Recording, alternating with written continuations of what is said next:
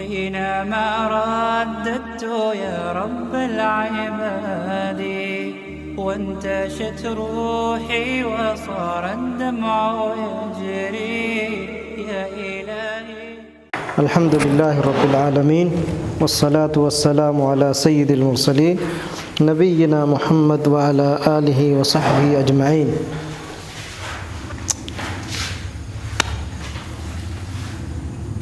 इसको अरबी में अगर लिखना चाहे तो अल इस्मु मिन हैफ़ुन नौ, इस तरह पे लिख दें।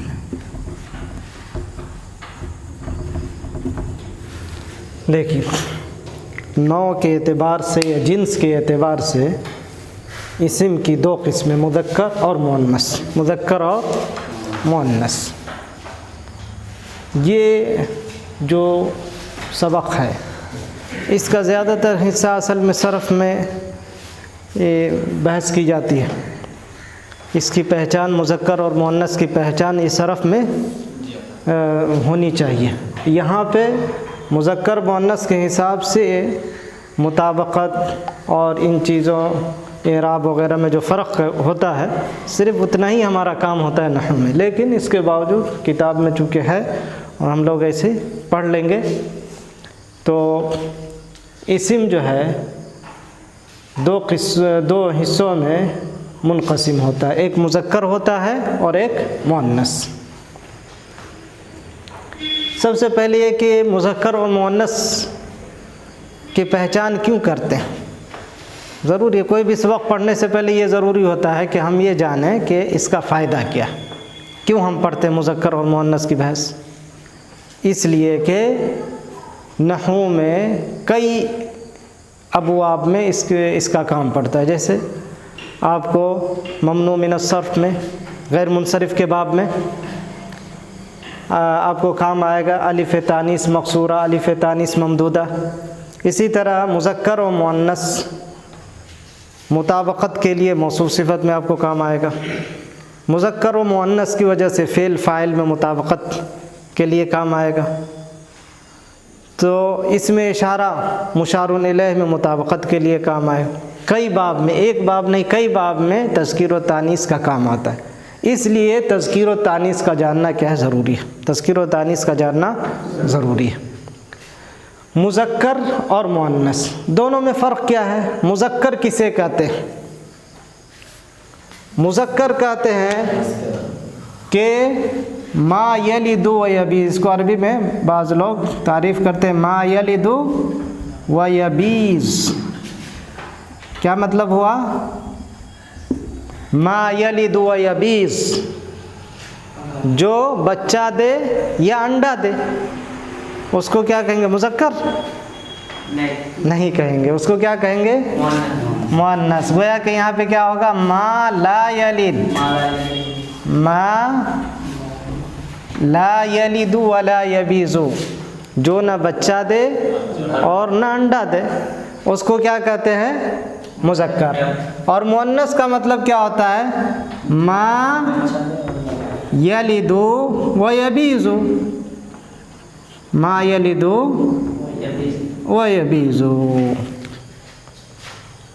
जो बच्चा दे या अंडा दे। दो ही किस्म, या तो इंसान या तो हैवान, या तो इंसान या तो हैवान, है कि नहीं। अलबत्ता मुअन्नस में बाज़ ऐसी चीज़ें भी हैं, है कि नहीं, जो न तो इंसान है और न हैवान है, न बच्चे देती है और न अंडा देती है, लेकिन वो लफ्ज़ मुअन्नस है।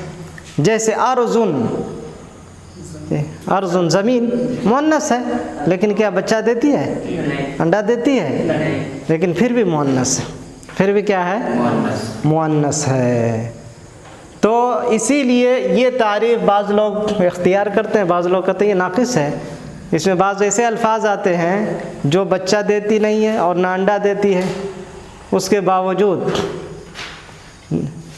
जो क्या कहते हैं वो मुअन्नस है। तो इसीलिए मुअन्नस की दो तक़सीम करते हैं, मुअन्नस की दो तक़सीम करते हैं, मुअन्नस हक़ीक़ी और मुअन्नस मजाज़ी। मुअन्नस हक़ीक़ी का मतलब ये है जो इस तारीफ़ के अंदर आया, जो इस तारीफ़ के अंदर आया। मा यलिदु वयबीज़।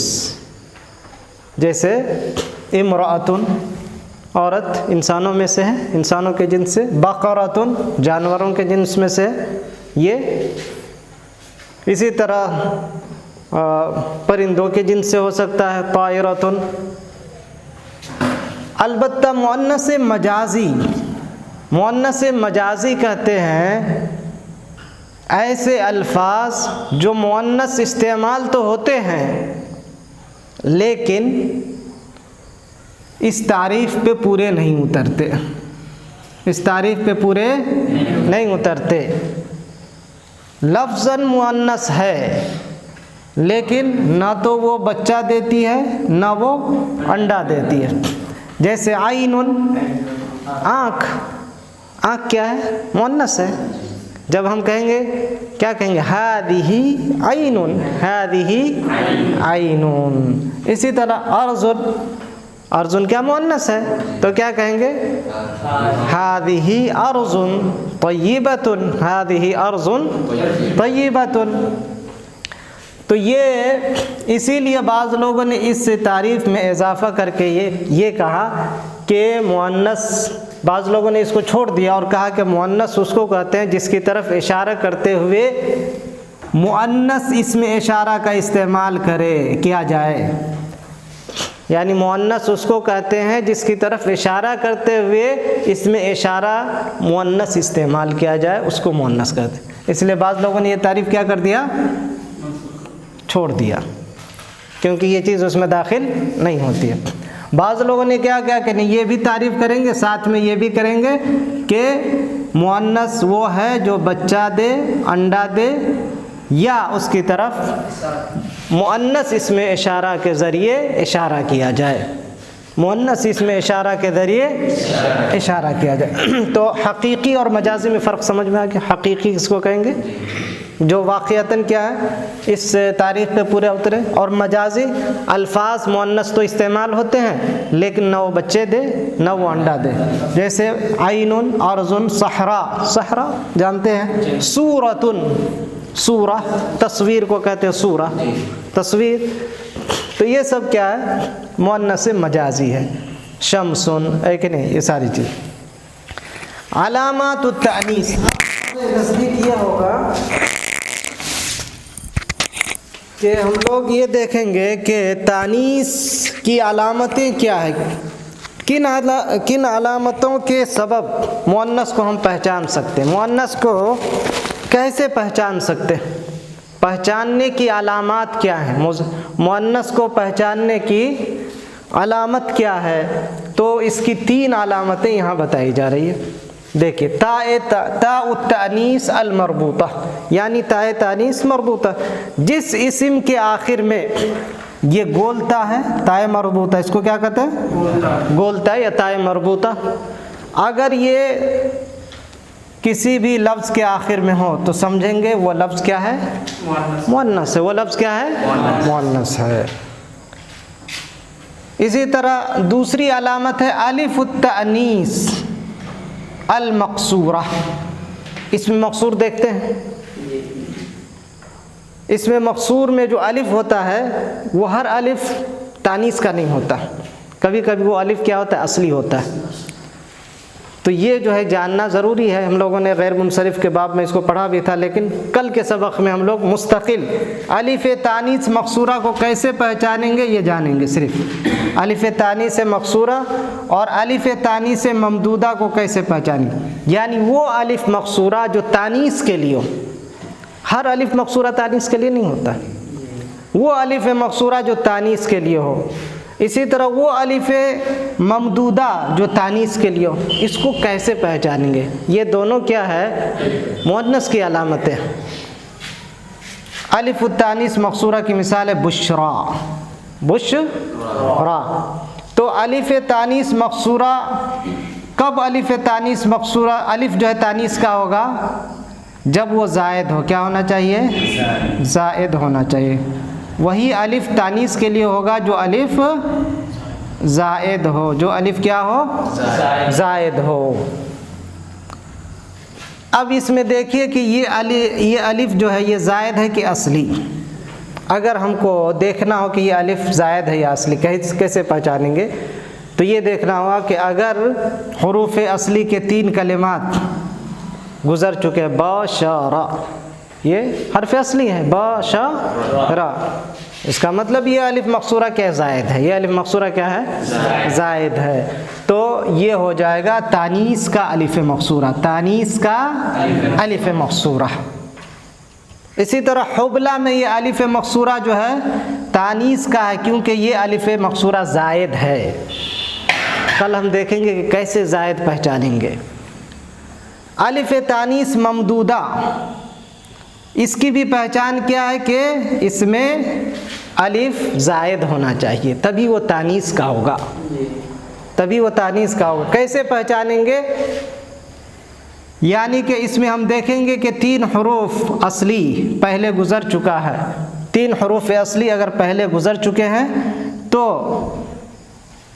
अलिफ जो है उसके बाद ज़ायद माना जाएगा। हमज़ा क्या है? ज़ायद माना जाएगा। हमज़ा क्या माना जाएगा? ज़ायद माना जाएगा। इसमें भी हसना में देखें कि हमज़ा क्या है? ज़ायद है। हमज़ा ज़ायद है, असली नहीं है। तो ज़ायद जब होगा हमज़ा तो वो हमज़ा तानीस का होगा। वो अलिफ क्या है? तानीस का। यानी अलिफ के बाद जो हमज़ा होता है आम तौर पे उसको देखा जाता है कि ये हमज़ा असली है या असली से बदला हुआ है।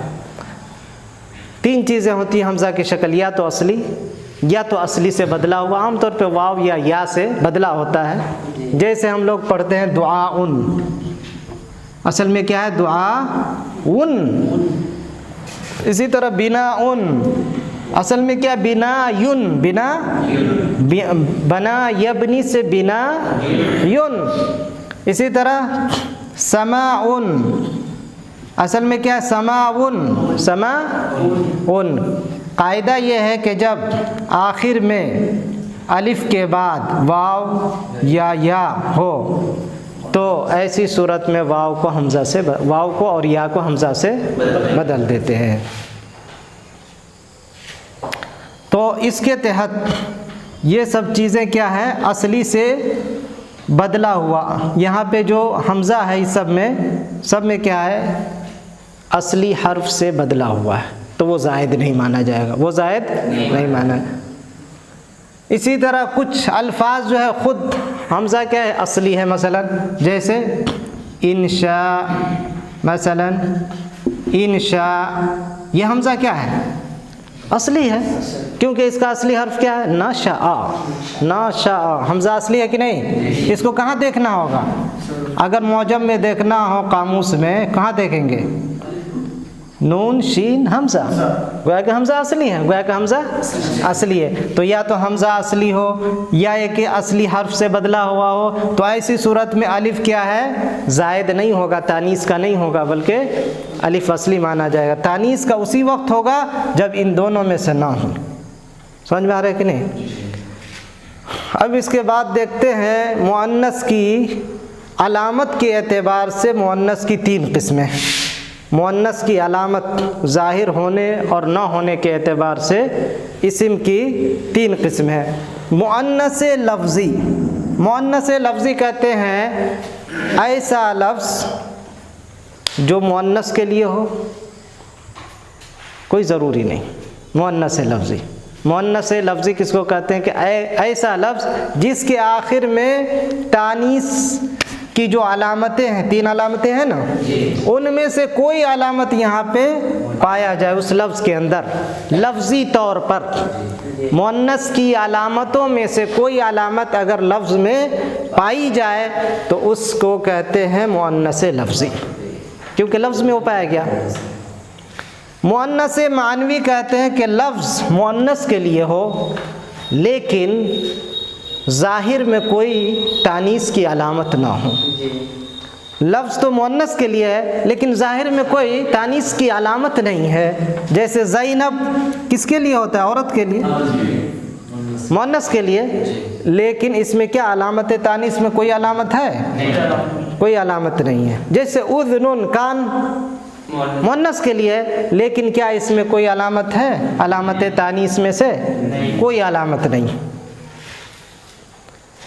अब यहाँ पे तीसरी किस्म इससे ये बन जाती है कि कोई लफ्ज़ ऐसा हो जिसमें लफ्ज़ी अलामत तानीस भी हो और मानवी अलामत तानीस भी हो, ऐसा हो सकता है, तो उसको कहेंगे मुअन्नस लफ्ज़ी व मानवी, मुअन्नस लफ्ज़ी व मानवी। इस तक़सीम का कोई ज़्यादा फ़ायदा नहीं, इस तक़सीम का कोई ज़्यादा फ़ायदा, लेकिन लोग लिखते हैं तो लिख दिया इसलिए, हालांकि प्रैक्टिकल में इसका कोई ज़्यादा बस गैर मुनसरिफ के बाब में आप लोग इसका फ़ायदा जो है थोड़ा सा देखेंगे कि मुअन्नस मानवी है कि नहीं। मुअन्नस लफ्ज़ी व मानवी, जैसे फ़ातिमा मुअन्नस लफ्ज़ी है क्योंकि आखिर में ताए तानीस की अलामत है, ताए मरबूता अलामत तानीस है, और मुअन्नस मानवी है क्योंकि ये मुअन्नस के लिए बोला जाता है। तो कोई लफ्ज़ या तो हो सकता है सिर्फ़ मुअन्नस लफ्ज़ी हो या सिर्फ़ मुअन्नस मानवी, या कोई लफ्ज़ में दो अलामतें क्या है जमा हो सकती हैं, दो अलामतें जमा हो सकती हैं, और वो हो सकती है मुअन्नस लफ्ज़ी व मानवी, मुअन्नस लफ्ज़ी व मानवी।